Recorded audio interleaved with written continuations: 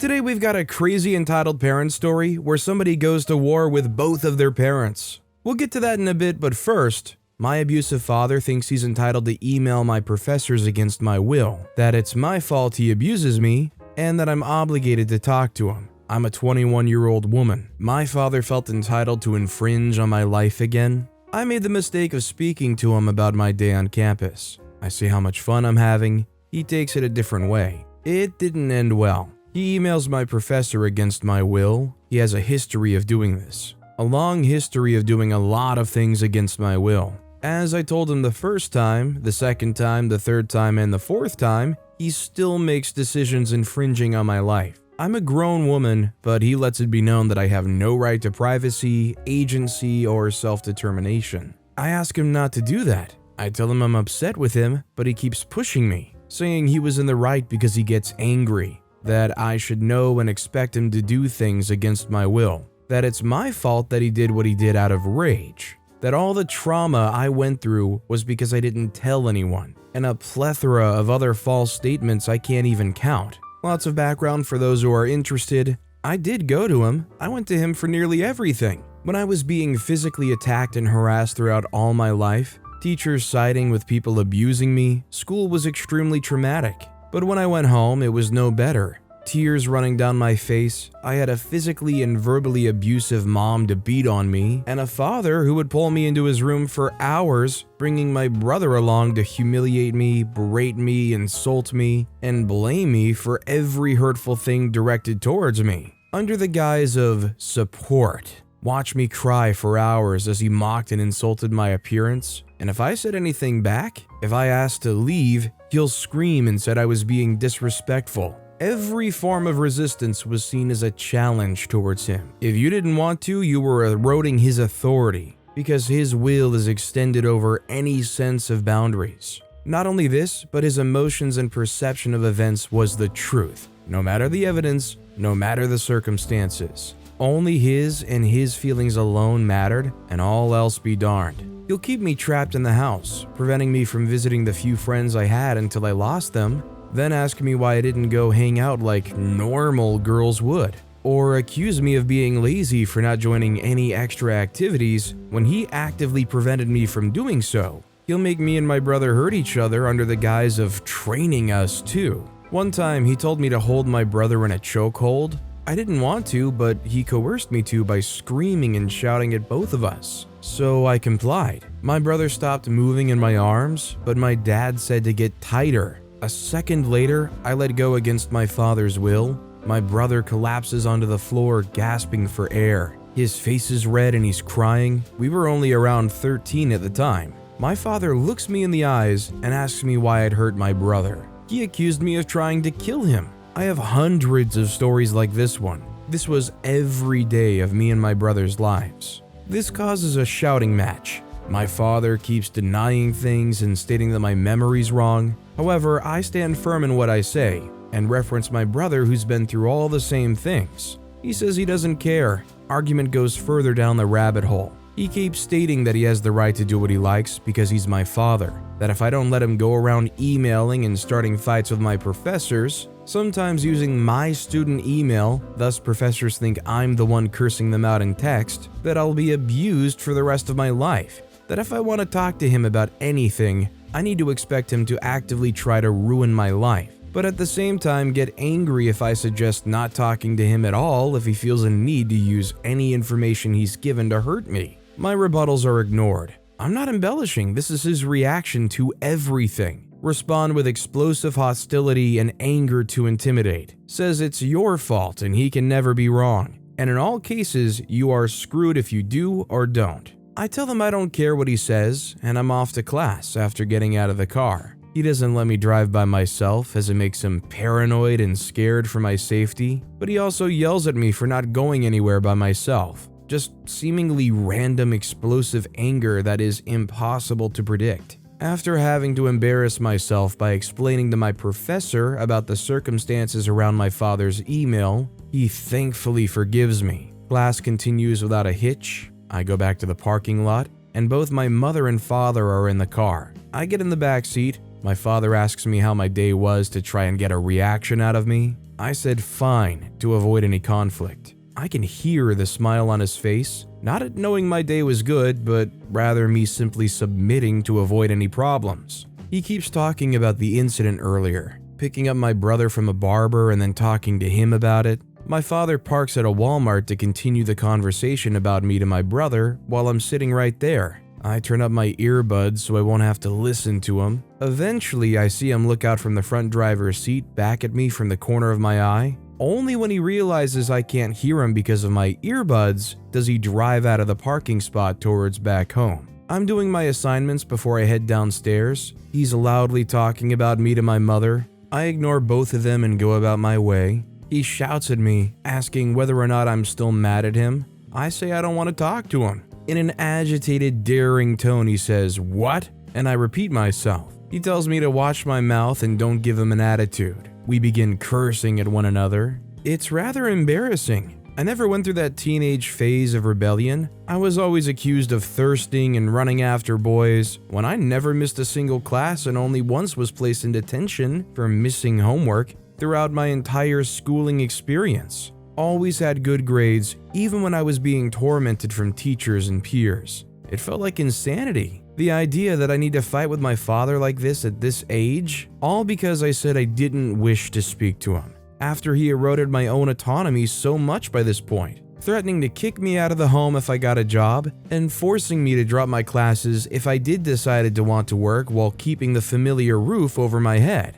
Insulting, belittling me, and then saying it never happened while all at the same time. He was free to do and say whatever he wanted to me, and any retaliation from my part was punished severely. But even allowing me to say no, that I didn't want to talk, was still too far. It was disrespectful and sassy, when at any time he felt he could knock down my door and insult me for having a small chest and that no man would be attracted to me. That people like me were the reason why people sold off their daughters back in more ancient times. He screamed at me and tried to intimidate me, but I walked up to him and stared up into his eyes. My dad stared down at me, confusion and bafflement in his gaze as he himself says, "What is this? You're some tiny little girl stepping up to a man? What's wrong with you?" Mind you, sexism only comes into play when insulting me and my brother, occasionally my mother, but he never has the audacity to direct this behavior to strangers.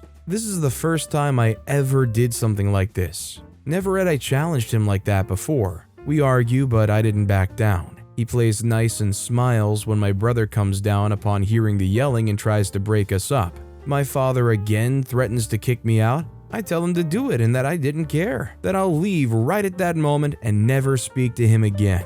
I finish what I was doing and head upstairs. He starts talking about me to my mother, but I didn't concern myself with it as I began to prepare my bags to work on moving to a homeless shelter in my area.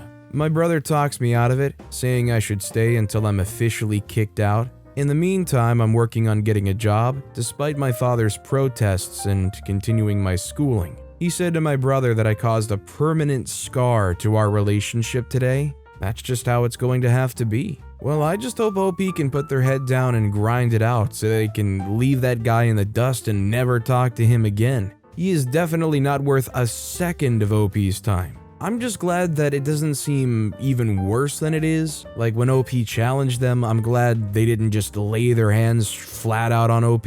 But yeah, they gotta get out of there. Our next story is, I got the cops called to my mom for child abandonment, and I kicked my dad in the macaroons. As some know, I previously posted about my parents refusing to give back my Nintendo Switch when one of my siblings stole it, and many commenters had a lot to say about the crap my parents were doing and to just call police or CPS if my parents ever dumped my youngest siblings off at my door without asking again. Well, I waited and waited, but there was no contact between us for around 3 months since the last time my mom called, and I refused to watch my siblings without being paid. Then it finally hit. My parents called me all of a sudden, wanting me to babysit, and they acted like the prior incident with the Switch never happened. I told them I wasn't going to babysit unless they paid me, and it'd have to be a day that I had off work. My schedule also shifted, so I no longer had Saturdays off. I actually asked my boss for that, since Saturdays were the days they asked me to babysit the most.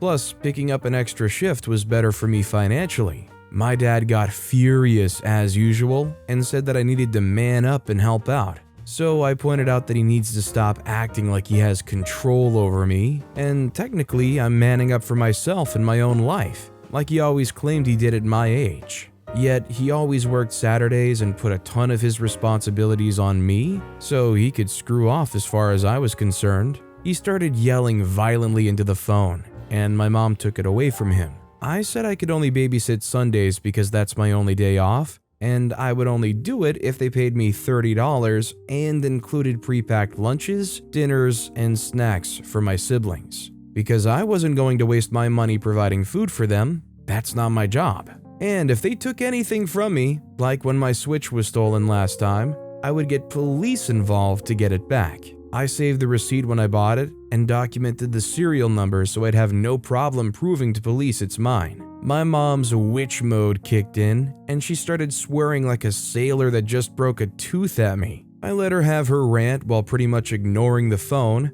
until she realized I wasn't responding and started demanding I say something. So I said that she and Dad have my conditions, Sundays only, $30 and prepackaged food, or they could screw off. There was a moment of silence on the line, and then my mom went off on me again and said that my younger siblings that are 14 and 15 had to step up to help because I wasn't helping anymore and they needed a break. I laughed and said, "Oh, like how you guys gave me breaks? Like never?" My mom tried to say that was different, and it was because I was the oldest child. I said that it wasn't different. They parentified me and I lost out on a bunch of my childhood because of it, and now I'm living my own life without them. And they're hypocrites to act like I should step up again when I'm no longer living there, and they have 2 teenagers in the house that can do everything I used to do. My mom shifted into victim mode and started saying that my teenage siblings were rebelling and not listening to them. I said their witching and moaning wasn't my problem.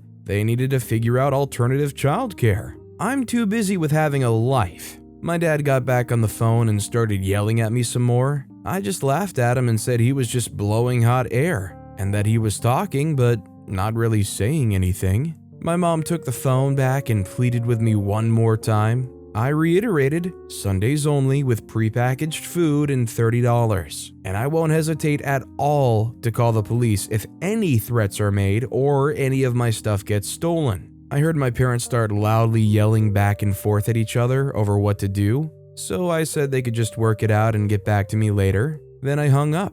It was right back to radio silent for about a while. Then one Saturday morning a few weeks later, I was getting ready for work when there was a sudden loud and fast knock at my door. The kind where you know they're doing it with both hands. My mom's done that for years as her knocking trademark to let me know she was there, and she knows I know the sound of it very well. And the knocking was followed by what sounded like someone loudly running down the corridor. I listened through the door and could hear my 2 youngest siblings bickering with each other and tapping on the door themselves. My mother just left them outside the door and ran, but because of all the warnings I got on my last post, I had a simple plan for this. I just opened my window, climbed out, and simply walked away. My apartment's in the ground level all the way at the end of the building, and I can climb out the window I have there easily by just pulling the screen out. I called one of my neighbors that lives a few doors down. She's a sweet old lady that likes kids, and I gave her the rundown. She's known about my situation with my narcissist parents for a while now, and called police for me to tell them that there were 2 kids left abandoned in the hall after the mother pounded on a door and took off.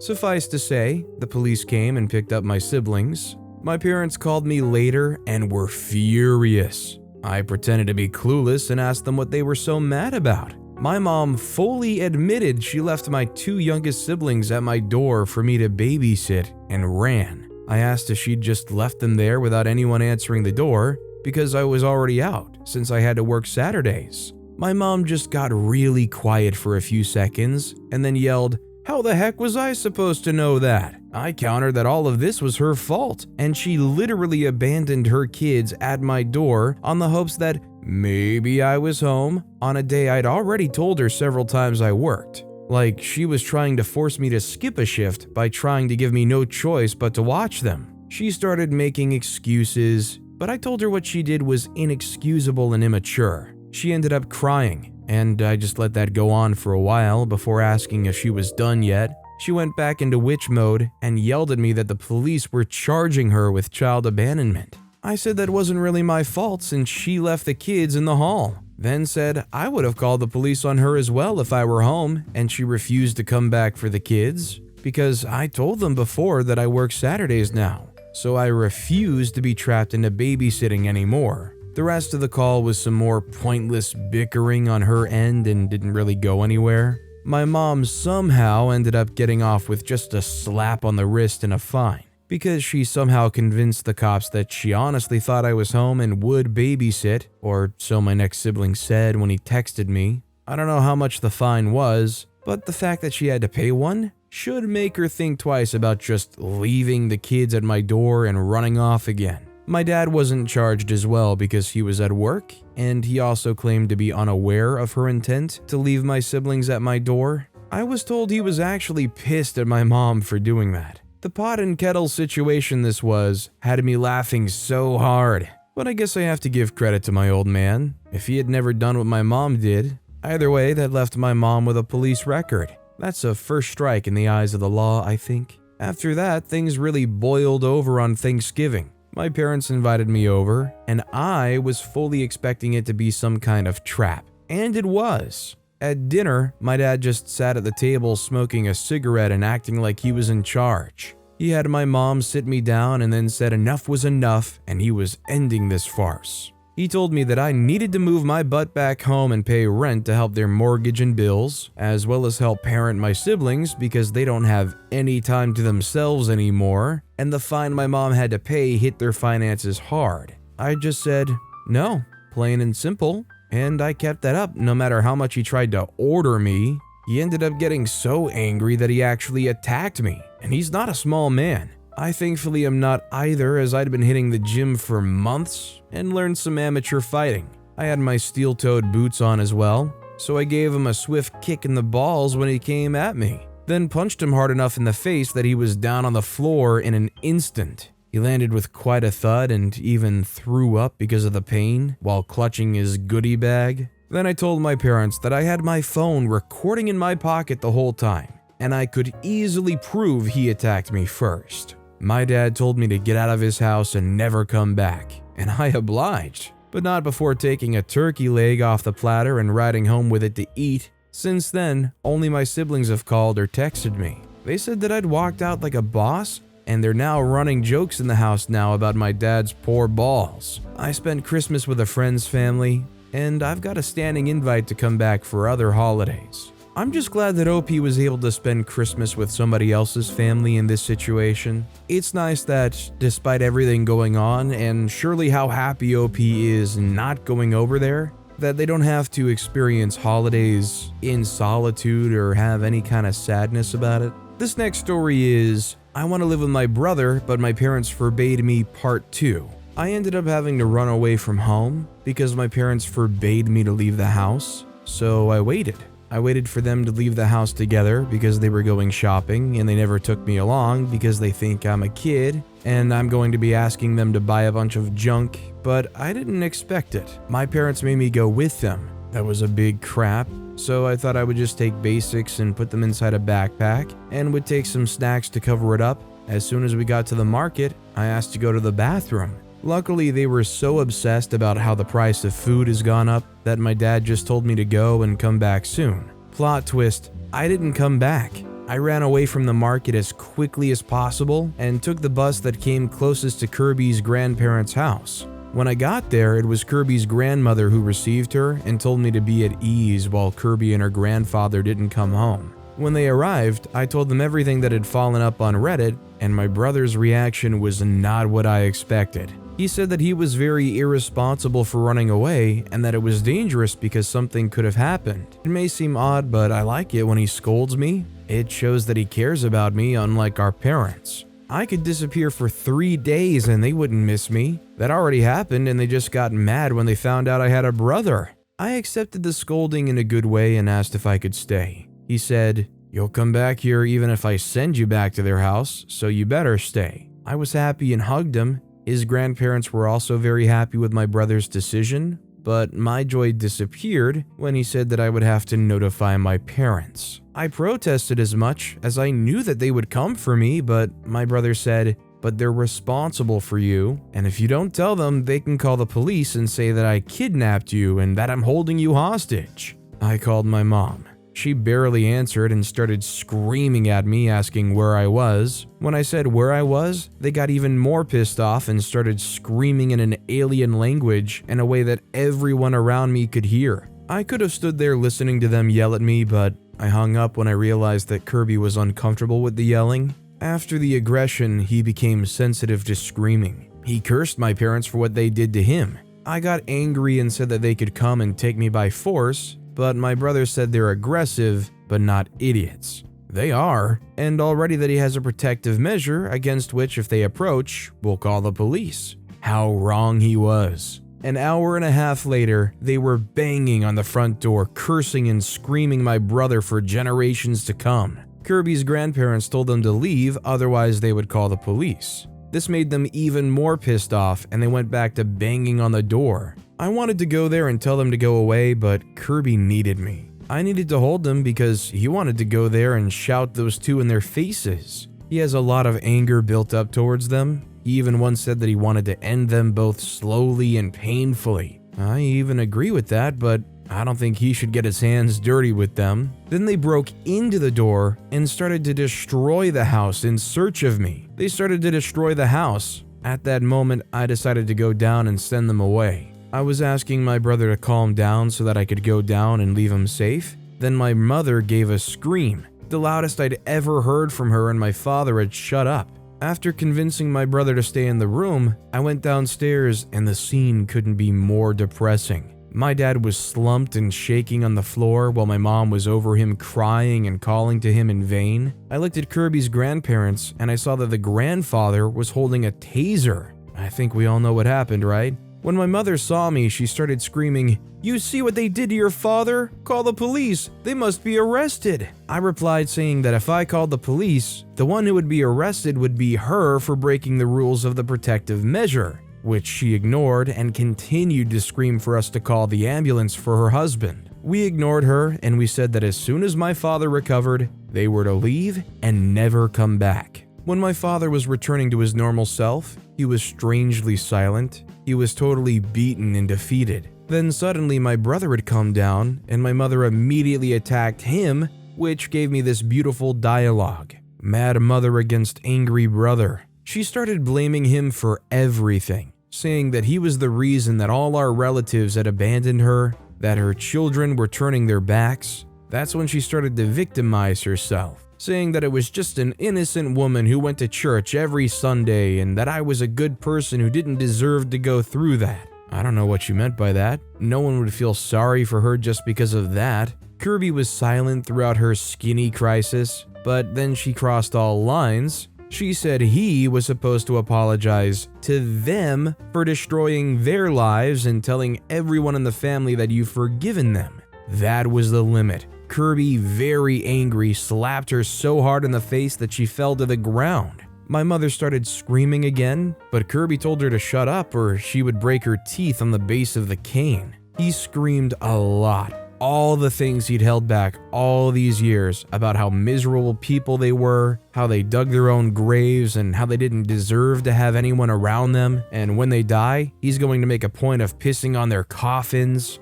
My mom started to get even angrier and got up to hit Kirby, but I pushed her against the wall. She started yelling at me too, saying I would go to heck for abandoning her, calling me a disgusting gay who would go to heck. Curiosity? I'm bisexual and I made the mistake of telling my parents. Surprisingly, my father was okay with it. My mother was really pissed, saying I would go to heck and forbade me to be bisexual. She even introduced me to her friends' daughters at church. It's disgusting and makes the girls uncomfortable. The funny thing was that when I told it to my brother, he just said, "So you give me a nephew? Let's be cool." My brother started to send them away and that they should pay for the damage that they did to the house. Otherwise, we would file a complaint. My mother started laughing, saying that I wouldn't have the courage to report my own mother. I said that what I have most is courage, and that I would have the satisfaction of seeing her arrested again. So she made a bunch of excuses saying that we didn't have proof. But my brother refuted her, saying that they were the very proof that they were there because besides from fingerprints, cameras, he had video evidence of what had happened. It took a little longer before she accepted her defeat, and soon they left. But my brother wanted to leave the icing on the cake. When my mother was getting in the car, Kirby shouted, "Hey witch, I wish you could die in my father's place." And in response, she gave the middle finger and got in the car screaming, which made my brother laugh. You know, that victory laugh after a long game of his favorite game? Yes, it was that laugh. Soon after, our sister called us saying that our mother had called her, saying that she was attacked by our brother and that she was supposed to bring me back home to fix me. My sister said she was very proud of me for standing up to them and that Kirby was supposed to have broken the cane over their heads. Now I'm living with my brother as I always wanted, and it's been wonderful. He wants my custody at all costs and is threatening my parents to give it to him for good or bad. My mother said she wouldn't leave me with an abuser. I think she thinks the fact that I'm bisexual is because I was abused by my brother. How ridiculous, isn't it? I think now it's just a case of waiting for her to give in. I think everything will go on track for now because I had this conversation with my brother before he went to sleep. He was wondering what it would be like if his father was alive. I replied that maybe his life would be a little better, but he replied, maybe not. If he hadn't died, maybe I wouldn't have suffered the aggression, but then I wouldn't have my two angels in my life. And then he gave me a kiss on the forehead. I must admit that was so sweet. I hugged him. I love him so much, and I know we'll protect each other at all costs. Thank you very much to everyone who supported me. I hope that no one has to suffer what we suffered, and for those who think that our story is false, believe me, I wanted to. I wanted us to be a good family that welcomes and protects itself regardless of the situation, but no. This can only happen in my dreams. See you guys. Maybe I'll update with the results of the process, so see you then. Sadly, I think it's maybe even a little bit ignorant to assume that these awful, abusive parents are just going to give up on OP and let them live there. There's going to be some kind of cool down period where they're heated, they experience what they experienced, and they're trying to cope with it. But I think sooner or later, whether it's a few weeks, a month, a few months, they're gonna come barging down on that door again trying to reclaim OP and save them. But with that being said, that's all the time we have for today. Now, if you want to hear another absolutely crazy entitled parent story, check out that video on the left. Or if you missed my latest video, check out that video on the right. That said, I'll see you all next time with some more stories.